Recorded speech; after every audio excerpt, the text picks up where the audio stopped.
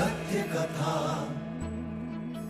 पुरुषार्थ कथा, सुनो सुनो सिद्धार्थ कथा।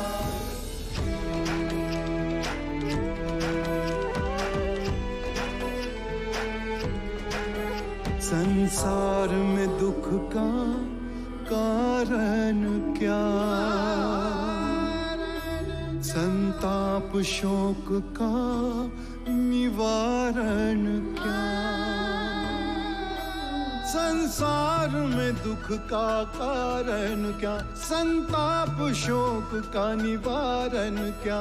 इस खोज में सब कुछ त्याग दिया, हर वैभव से वैराग लिया। वो सृष्टि से संयुक्त हुए, सिद्धार्थ से गौतम बुद्ध हुए।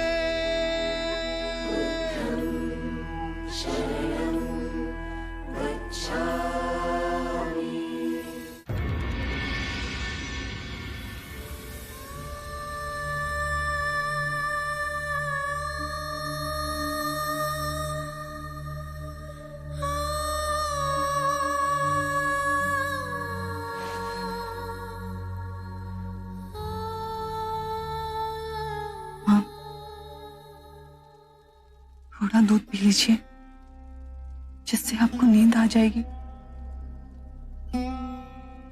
बड़ी चिंता है ना तुझे मेरी? जानती है यशो, आज मैं सारे बंधनों से मुक्त हो गई।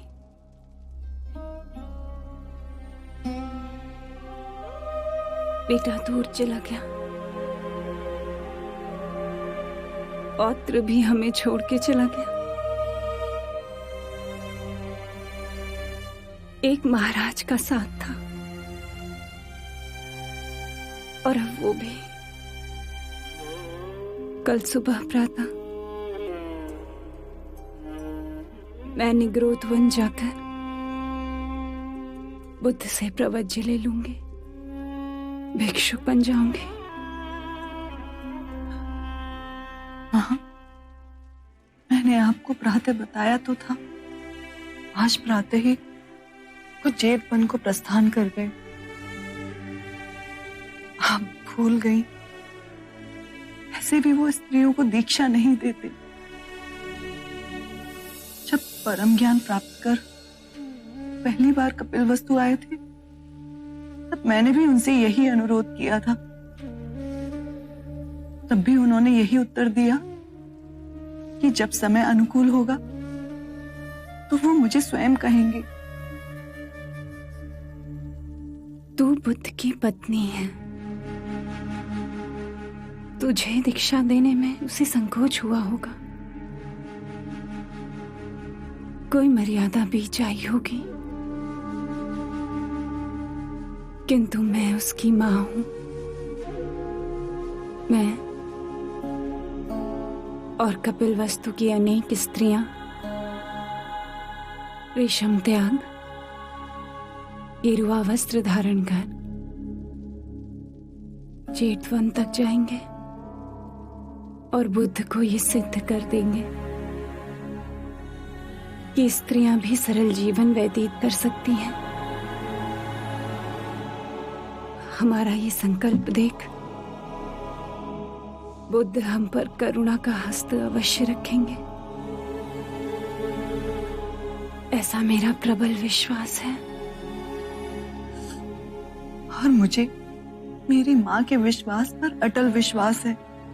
ऐसी दृढ़ संकल्पी मैंने कभी ना देखी।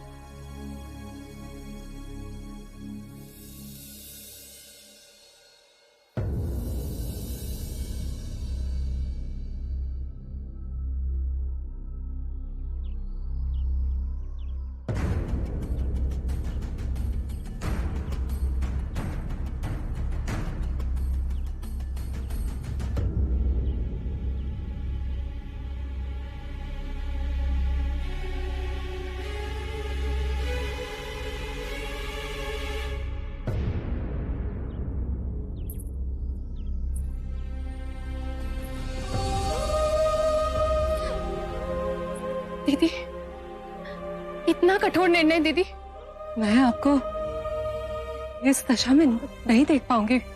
महादेवी, आप भाई महाराज के आशीर्वाद का हाथ हमारे सर पे नहीं रहा, अब क्या आपका हाथ भी हमारे सर पे नहीं रहेगा? इस जीवन में तुम सब जैसे प्रेम करने वाले भाई बहन मिले, तुम्हारा बड़ा उपकार है मुझ पर। और मुझे पूरा विश्वास है कि मेरी अनुपस्थिति में तुम धर्म और न्याय का पालन करोगे।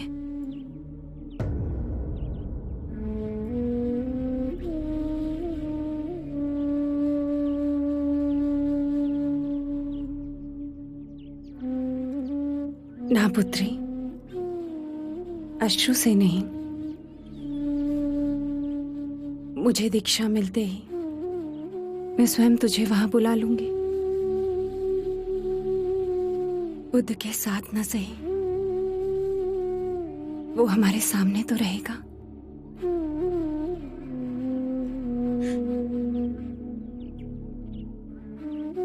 मंगला दीदी, मैं यशो को तुम्हें सौंपती हूँ। मेरी पुत्री का ध्यान रखना, उसके मन को कभी चोट ना पहुंचे। आज से यशो के आंसू मेरे, उसकी सारी पीड़ाएं मेरी। मैं ये तो नहीं कह सकती कि मैं कभी भी आपका स्थान ले सकती, परंतु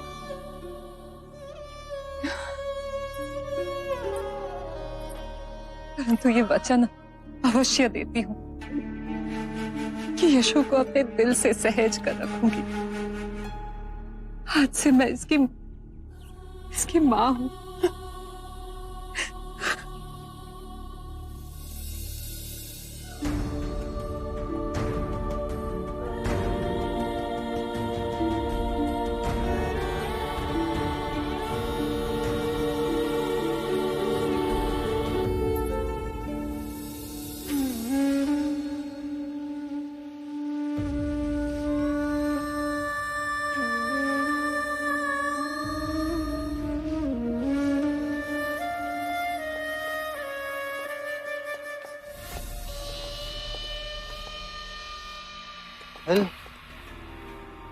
ऐश्वर्य छोड़ के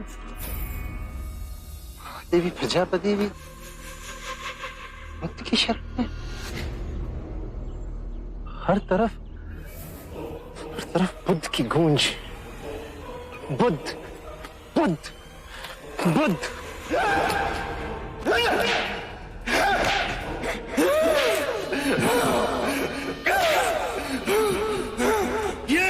ये अजात शत्रु से मित्रता करने के लिए, ये उसमें विश्वास करने के लिए। जब लोहा गर्म होगा मैं चोट मारूंगा। ये उसमें मौके खाने के लिए। युद्ध में केवल तेज धार तलवार ही काम आती है, बिना धार की तलवार का क्या काम है? ये सिंहासन गंवाने के लिए।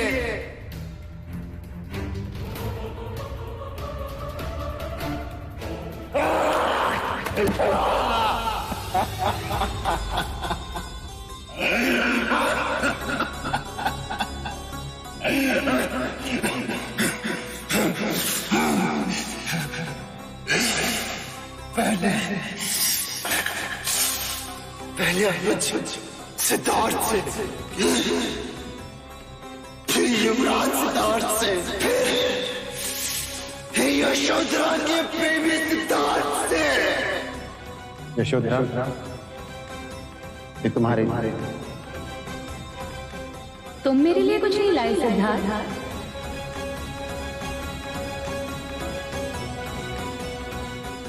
ये सारे पुष्प मेरी ओर से तुम अपने पास ही रखो। मेरे लिए तो ये एक कमल ही पर्याप्त है। और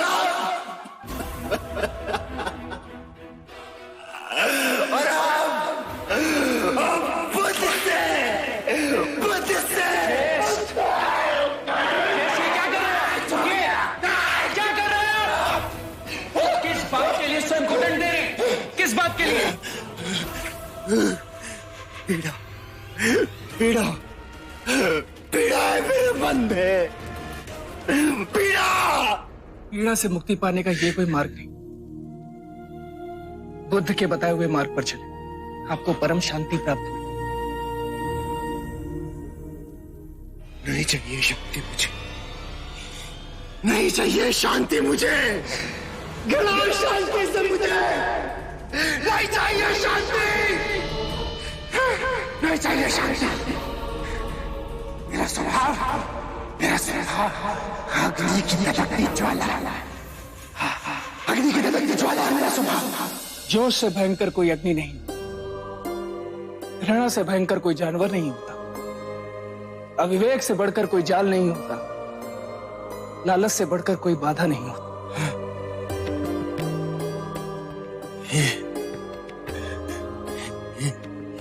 ये वाणी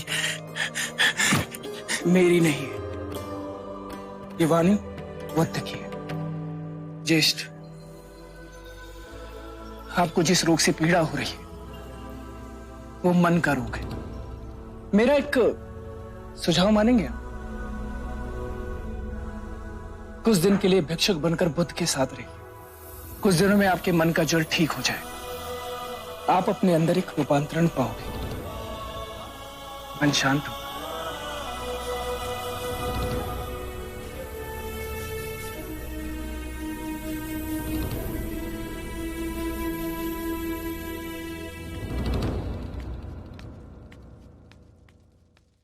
मन शांत होता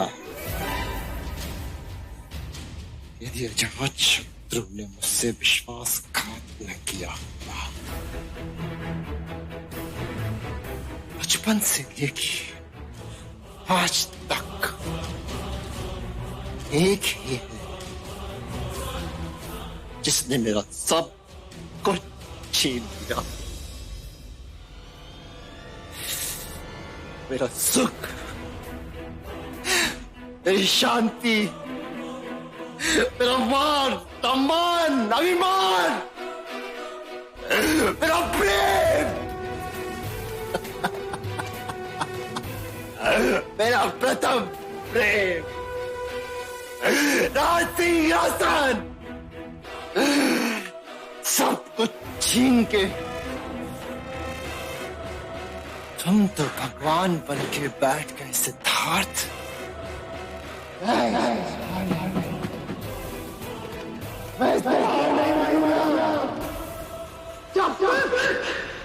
जब तक तुम्हारे नहीं लूंगा, ये ज्वाला मेरे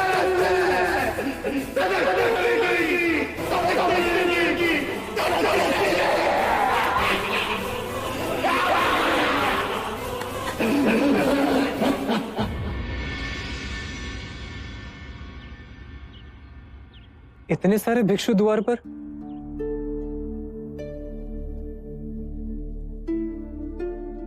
प्रणाम महादेवी,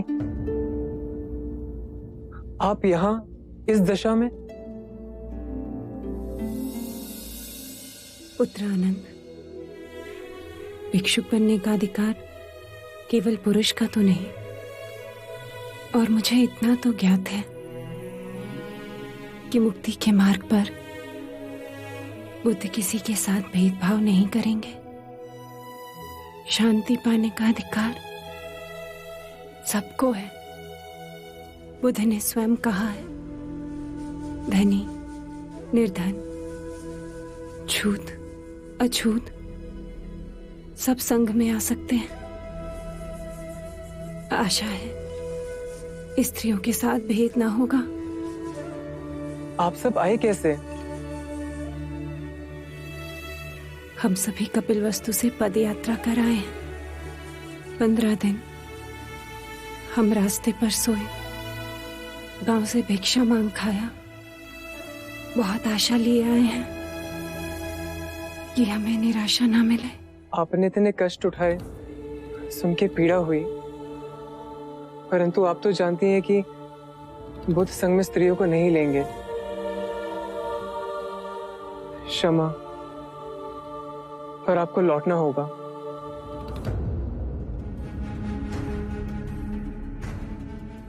हम बहुत दूर से आए हैं, अब लौटेंगे नहीं। और हमने ये सिद्ध कर दिया कि हम भी भिक्षुक की भांति सब त्याग सकते हैं। हम पर कृपा करो, बुद्ध के पास हमारा निवेदन ले जाओ। हमें हमारे दुख से निवारण केवल इसलिए ना मिलेगा क्योंकि हम स्त्री हैं। हमें भी अधिकार है निर्वाण पाने का। बुद्ध से हमारे लिए विनती करो, हमारे दुख का व्याख्यान करो। जिस बुद्ध के हृदय में सारे संसार के लिए इतनी करुणा है, वो हम पर भी करुणा अवश्य बरसाएंगे।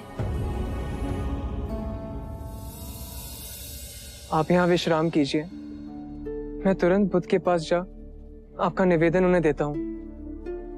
मैं वचन देता हूँ कि जो बन पड़ेगा करूंगा।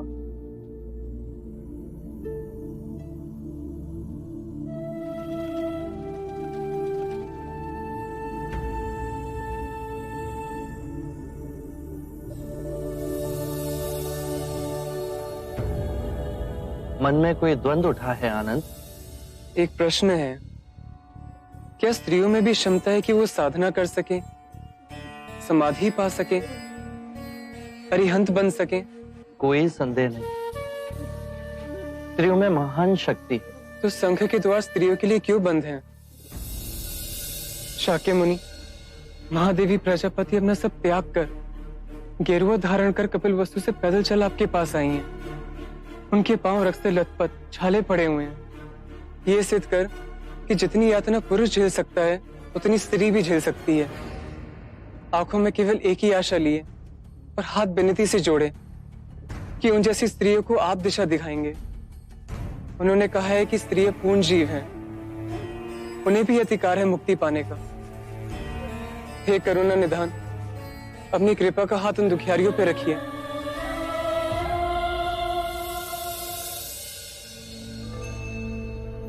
सरिपुत, अनिरुद्ध, मोगलाना और महाकश्यप को बुलाइए।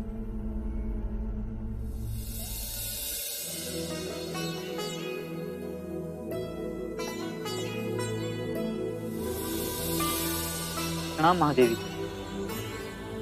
क्या? नहीं, मैंने जल का त्याग किया है। जब तक अब बुद्ध मुझे दीक्षा नहीं देंगे, मैं जल ग्रहण नहीं करूंगी। आप सबने जो 8 नियम बनाए हैं उससे मैं सहमत हूं।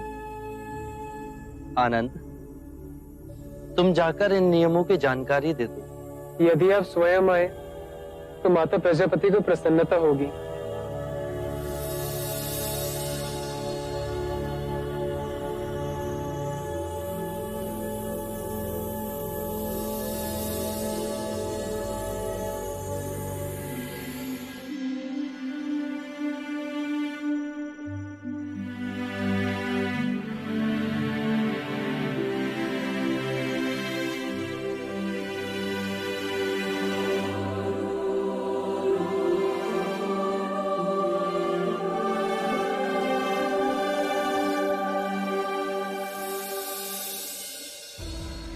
मैंने और मेरे संघ के विचारशील भिक्षुओं ने आपकी विनती स्वीकार कर 8 नियम बनाए। यदि आप सभी को ये नियम मान्य हो तो आज ही आपको दीक्षा दे भिक्षुनी बनाया जाएगा। आभार। ये नियम आपको आनंद समझाएंगे। कृपया कर ध्यान से सुनिए। 1, भिक्षुणी सदैव दूसरी भिक्षुणी को सम्मान देगी, चाहे वो आयु में उनसे बड़ी हो या उनसे साधना में अधिक वर्ष लगाए हों। 2, 3 माह के एकांतवास में भिक्षुणी का समुदाय भिक्षु के समुदाय के निकट रहेगा, जिससे वो भिक्षु से आध्यात्मिक ज्ञान और अध्ययन में सहायता ले सके। 3, माह में 2 बार भिक्षुणी समुदाय किसी प्रतिनिधि के द्वारा भिक्षु को आमंत्रित करेंगी, जो कि तय करे कि उपासना उपवास का दिन कौन सा हो। 4, वर्षा ऋतु के एकांतवास पश्चात भिक्षुनियां पावन के लिए आएंगी। ये दिवस बोधिसत्व का पावन दिन 11वें माह की पूर्णमासी को मनाया जाएगा। इस दिन कोई भी वाद विवाद जो दुर्भाग्य से उठ खड़ा हुआ हो उसका निवारण होगा। इस पावन दिवस भिक्षुनियां अपने आत्म मार्ग के अभ्यास का लेखा जोखा भिक्षुनियों के समक्ष ही नहीं अपितु भिक्षुओं के समक्ष भी रखेंगी। 5. यदि किसी भी भिक्षुनी ने किसी भी नियम का उल्लंघन किया हो तो उसे भिक्षु और भिक्षुनियों के समक्ष यह स्वीकारना होगा। 6. आत्मिक अभ्यास के पश्चात नवदीक्षित को पूर्ण भिक्षुनी बनने के वचन भिक्षु और भिक्षुनियों के समक्ष ही लेने होंगे। 7. भिक्षुनी किसी भी भिक्षु की आलोचना और निंदा नहीं करेगी। 8. भिक्षुनी किसी भी नए भिक्षु को धर्म का ज्ञान नहीं देगी। क्या आप सभी को ये नियम मान्य है?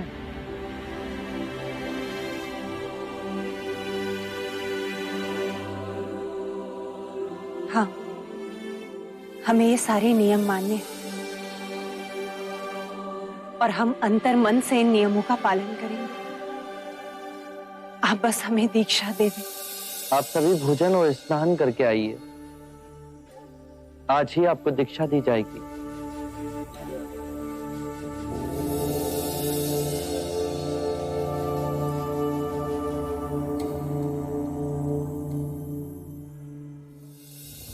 आप सब चिंता ना करें।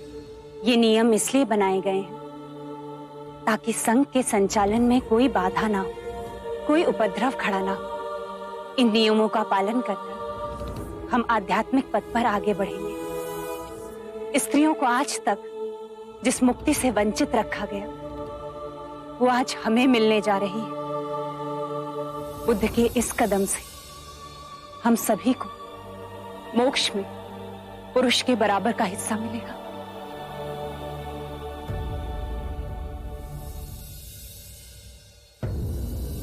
भाते, ये कैसा विरोधाभास?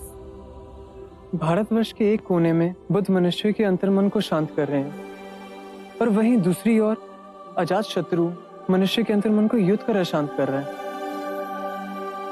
युद्ध की प्यास में पागल मनुष्य अंत में शांति के मार्ग पर ही आएगा। ये हमारे जीवन में घटित होगा आनंद।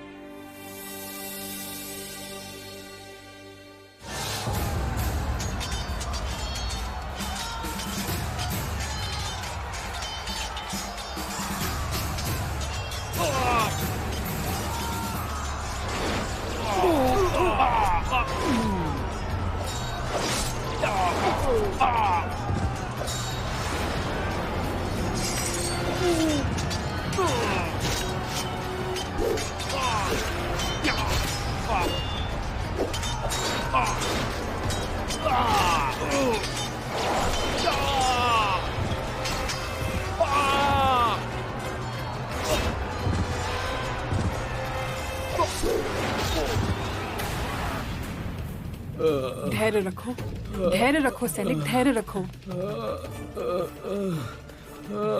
जल्दी रखो इसे। वैद्य जी, जल्दी लेप लेकर आइए।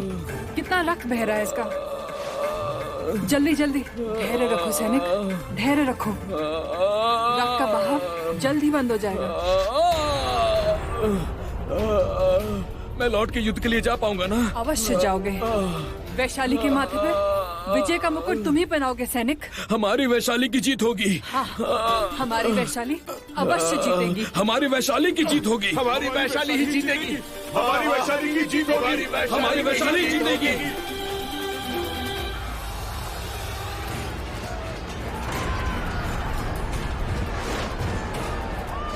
महाराज, हमारे दक्षिणी सैनिकों का एक दल मारा गया है।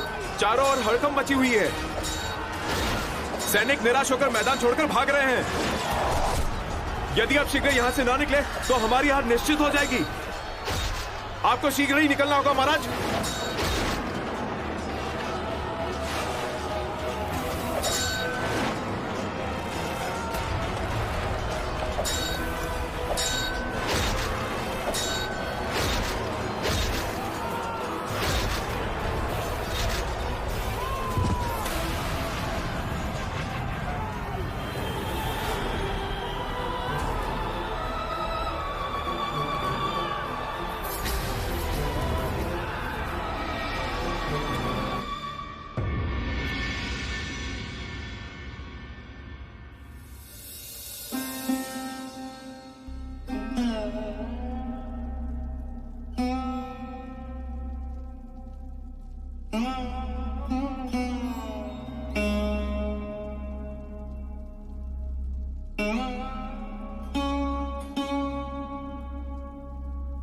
मानव को क्या हो गया यदु?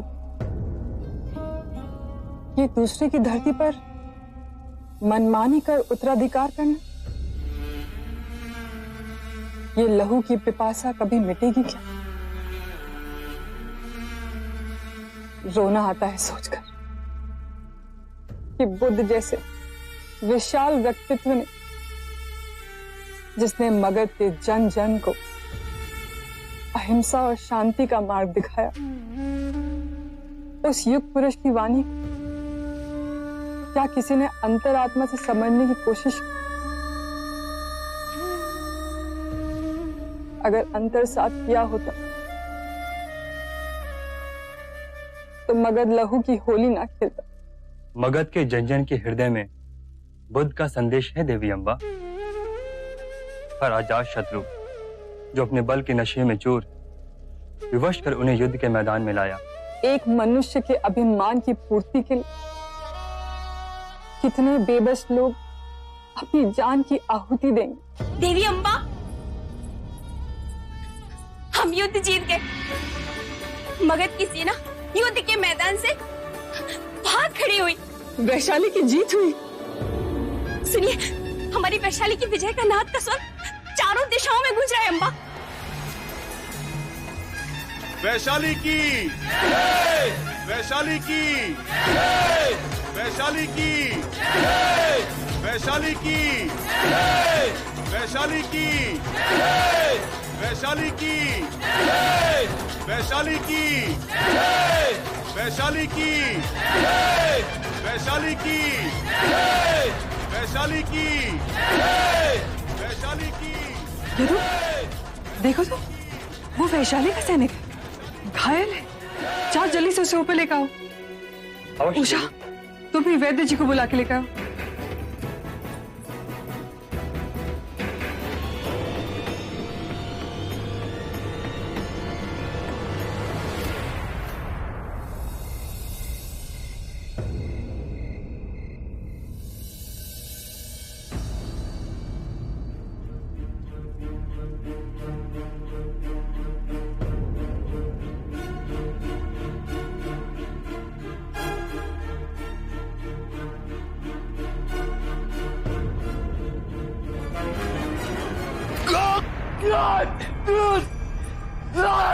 तुम सुरक्षित हो। तुम्हारी जान पर जो संकट था टल गया है। तुम्हारी वीरता व्यर्थ नहीं गई सैनिक। जिस वैशाली के लिए तुमने अपने प्राण दांव पे लगाए, वो वैशाली, तुम्हारी वैशाली जीत गई। वैशाली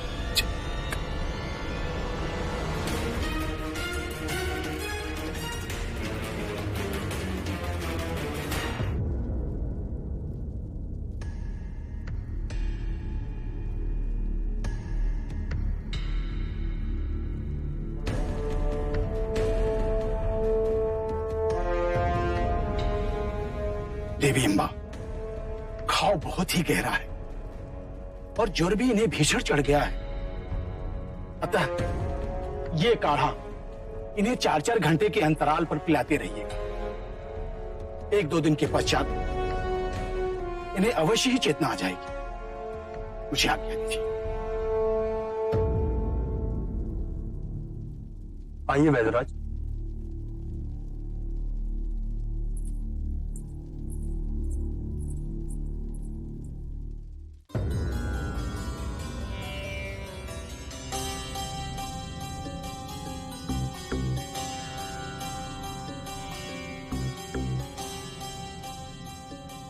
इनका चेहरा किसी सामान्य सैनिक जैसा नहीं है। कितना तेज है इनके मुख पे। हाँ यदु, राजसी आभा है इनके मुखमंडल पे। ये कोई सामान्य सैनिक नहीं, ये बहुत बड़े योद्धा लगते हैं। इतना रक्त बह जाने के बाद भी जीवित हैं। तुम जाओ यदु, जब तक इन्हें चेतना नहीं आ जाती मैं इनके पास ही बैठी रहूंगी। इतने दिवस बीत गए, आपका कोई समाचार नहीं आया। तुम्हारे दुख भरे दिन बीत गए यशो। आ गया जेतवन से समाचार। जब सबकी मती जाए मारी तो कौन करे रखवारी। देव, जो समाचार है वो बताओ, अपनी व्याख्या ना सुनाओ। संदेश आया है जैतवंत से कि महादेवी प्रजापति को बुद्ध ने दीक्षा दे दी। अब संघ में स्त्रियों को भी प्रवेश दिया जाएगा। मुझे माँ के विश्वास पर अटल विश्वास था और इनके निर्णय पर मैं जीवन भर अडिग रही। तो उससे पाया क्या? तुम नहीं समझोगे। अब मेरे मार्ग में कोई भी बाधा नहीं है। मैं भी भिक्षु नहीं बन सकूंगी। तुम्हारी वर्षों की तपस्या सफल हुई अशोक। तो बस माँ के बुलाने की प्रतीक्षा है। मुझे इनका सानिध्य मिलेगा, राहुल और नंद का साथ भी होगा। मैं भी आध्यात्मिक मार्ग पर चल सकूंगी। वाह वाह देवी वाह। सब भिक्षुणियों के साथ में तुम भी एक भीख का कटोरा लेके वहां घूमना। अरे कभी सोचा है यशो, ये ऐश्वर्य, ये सुख, ये स्मृति, त्याग की तुम्हें मिलेगा क्या? इनके दर्शन। बहुत बड़ी भूल कर रहे हो यशो। चेत जाओ समय रहते। तुम्हें क्या लगता है यदि तुम संघ में शामिल हो जाओगी तो तुम बुद्ध को पा सकोगी? जो खोना था तो खो ही चुकी हूँ, और अब कुछ पाने की हृदय में कोई कामना ही नहीं है। तो सुन लो ध्यान से, बुद्ध वह केवल एक गुरु है, न किसी का पुत्र, न किसी का पिता, न किसी का पति। सोच लो यशो, वहां ना तो कोई विशिष्ट स्थान होगा और ना ही सम्मान। उठाओ अपनी आंखें और देखो यशो, क्या नहीं है तुम्हारे पास यहाँ? क्या है जो तुम पा सकती हो? ये राज कराने की देख रेख, ये वैभव, ये ऐशो आराम, सब ठुकरा के एक भिक्षुणी बन के जीना बहुत कठिन होगा यशो। बुद्ध ने कहा है कि प्रत्येक व्यक्ति अपने स्वास्थ्य और रोग का स्वयं रचयिता होता है, और जिसका प्रमाण आप दे रहे हैं कि कितना रुग्ण है आपका अंतर। और रही बात मेरी, तो एक बात सुन लीजिए, जिसे आप सुख समझते हैं और दुर्भाग्यवश जिसे आपने सदैव धन से तौला, जीवन के परम सत्य को समझने के लिए केवल हृदय के द्वार की आवश्यकता है। तुम्हारे बुद्ध का हृदय सूख चुका है, इतना भर गया है कि उनके प्रेम की नदी चारों ओर सभी के लिए बह रही है। मेरा और उनका क्या नाता है ये तुम नहीं समझोगे, पर फिर भी अंतिम बार आपको समझाने की चेष्टा करती हूँ। मेरा और उनका नाता हृदय का है, और केवल इस जन्म का नहीं, अपितु कई जन्मों का है। इसीलिए शुरू से ही हम दोनों एक दूसरे को समझ सके। यदि मैं भिक्षुणी नहीं भी बनती तो भी मुझे केवल इस बात का आश्वासन था कि वो यहीं कहीं इसी पृथ्वी पर हैं, और अब जब मैं उनके साथ रहे, भले वो मेरे साथ ना हो, पर मैं उनके आध्यात्मिक मार्ग पर चलूंगी और उन्हें अपना परम गुरु बना सकूंगी। हमारा विवाह साधारण नहीं है ज्येष्ठ, मेरा और इनका विवाह अलौकिक है, जिसे दुनिया की कोई भी दूरी नहीं मिटा पाई। इसकी केश पकड़कर इसे अपने चरणों की दासी न बनाया तो मैं भी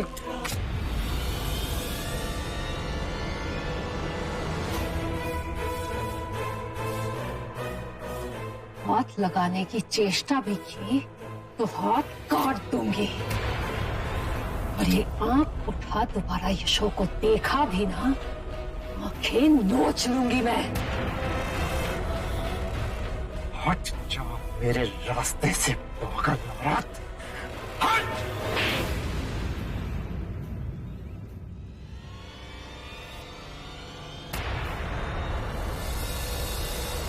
यही थप्पड़ मैंने तुझे बचपन में मार दिया होता तो आज मुझे ये दुर्दे ना देखना पड़ता। मेरी एक बात तू कान खोल के सुन लेते, यशोधरा वही जाएगी जहां उसका स्वामी है, और यदि तूने कोई भी अनिष्ट चेष्टा की तो रास्ते में मुझे खड़ा पाएगा। यशो मेरी पुत्री है, समझा तू? ढाल बन के मैं खड़ी रहूंगी उसके रास्ते में। जा यहां से, जा।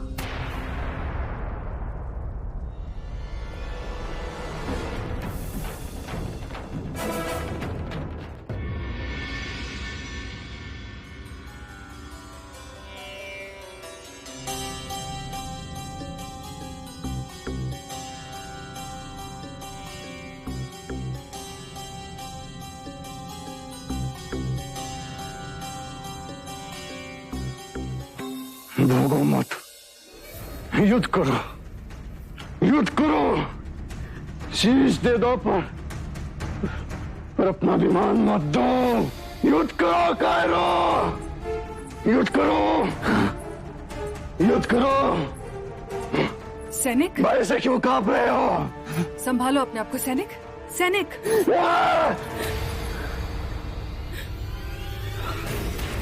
कौन हो तुम? मैं कहा हूं?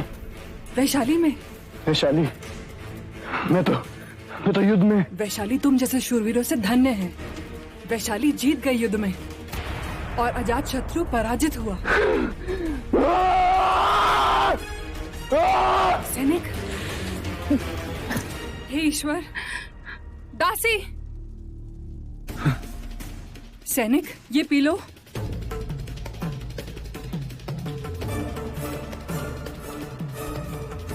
ये घाव कब भरेगा?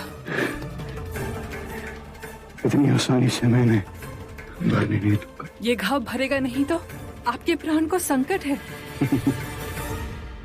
मैं इतनी आसानी से मरूंगा भी नहीं।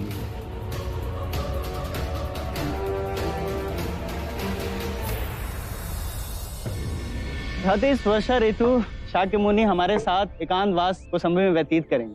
धन्य होंगे हम जो उनका सानिध्य हमें प्राप्त होगा।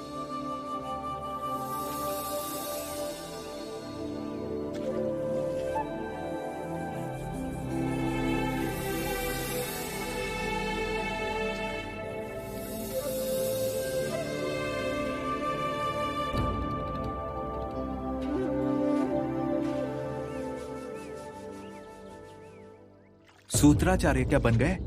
अपने आप को बुद्ध के बराबर समझते हैं। बड़ा अभिमान है। अब आप भी तो शीलाचार्य हैं, लेकिन आप तो कितने विनम्र हैं। अब देखना, हाथ धोकर बिना गंदा पानी फेंके और नया पानी भरे यहाँ से चले जाएंगे। अरे 2-3 दिन से यही कर रहे हैं। आप शीलाचार्य हैं, सब पर नियम लागू आप करते हैं। आज आप इन्हें रोकिए और इनके आचरण का विरोध कीजिए। सूत्राचार्य रुकिए। महानुभाव, क्या मुझे आपको शीलता का पाठ पढ़ाना होगा? बुद्ध सबको समान समझते हैं, तो नियम भी सब पर समानता से लागू होते हैं। क्या हो गया? खाने के झूठे हाथ धोकर वो गंदा पानी फेंककर उस बर्तन में नया पानी भरना पड़ता है। मैं भूल गया। 2-3 दिवस से आप हमेशा भूल जाया करते हैं। इतनी तुच्छ बात को इतना तुल क्यों दे रहे हैं? देना पड़ता है क्योंकि यहाँ कोई भी आपका दास नहीं। मैं सूत्राचार्य हूँ। आप मुझे शालीनता सिखाने से पहले विनम्रता सीखिए। सूत्र क्या सिखाए? आप बात करना भी आप सिखाएंगे? आप शीलाचार्य को सम्मान दीजिए। कैसे सम्मान दें? अपने क्रोध पे तो आपका वश है नहीं। शीलाचार्य जी को समय और अवसर का कोई ज्ञान है नहीं। आप शीलाचार्य का अपमान कर रहे हैं। तो वे कौन सा सूत्राचार्य पे फूलों की वर्षा कर रहे हैं? सूत्राचार्य तो आपके शीलाचार्य से कहीं अधिक गुणी। इनके गुण तो हम देख चुके। आप ईर्ष्या करते हैं मुझसे। मैं क्यों ईर्ष्या करूंगा आपसे? मैं तो केवल आपको आचरण समझा रहा हूँ। आचरण समझाने का ये कौन सा तरीका है? तो क्या करूं? कोई गलती करता है, आप तो गलतियां दोहराते ही जा रहे हैं। इससे ये समझ आता है कि सबके लिए आपके मन में समान भाव नहीं है। आपने ये निष्कर्ष कैसे निकाल लिया? यदि आपके मन में समान भाव होता तो आपके बाद में आने वाले भिक्षु को क्या सेवक समझते आप, जो आपकी झूठन उठाए? आपके मन में मेरे लिए बैर है। मैं क्यों बैर पालूंगा? गलती की है तो मान जाइए, गुण तो हम देख चुके हैं। बुद्ध के भिक्षु कहलाते हैं अपने आप को, और इतनी छोटी सी बात का पतंगड़ बना रहे। इस तरह का उपद्रव करने से संघ में फूट पड़ेगी, और ये बात बाहर जाते हुए कोई समय ना लगेगा। संघ का नाम खराब हो, इससे पहले मैं तुरंत जहां बुद्ध को इसकी सूचना देता हूँ। ऐसी भी क्या बड़ी गलती कर दी मैंने? लो, अब आपको अपनी गलती बड़ी नहीं लग रही। आप कोई पुरानी शत्रुता निकाल रहे हैं मुझसे। आप अपनी गलती स्वीकार नहीं कर रहे, आप झूठे हैं। मैं झूठा हूँ? हाँ।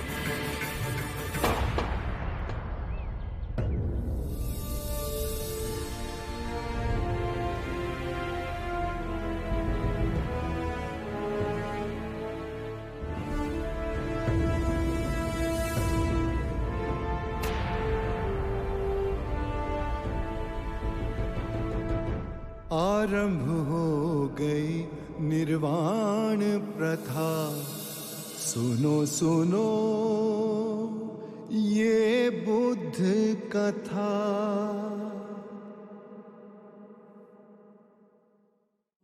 जोश से भयंकर कोई अग्नि नहीं, घृणा से भयंकर कोई जानवर नहीं, अविवेक से बढ़कर कोई जाल नहीं, लालच से बढ़कर कोई बाधा नहीं।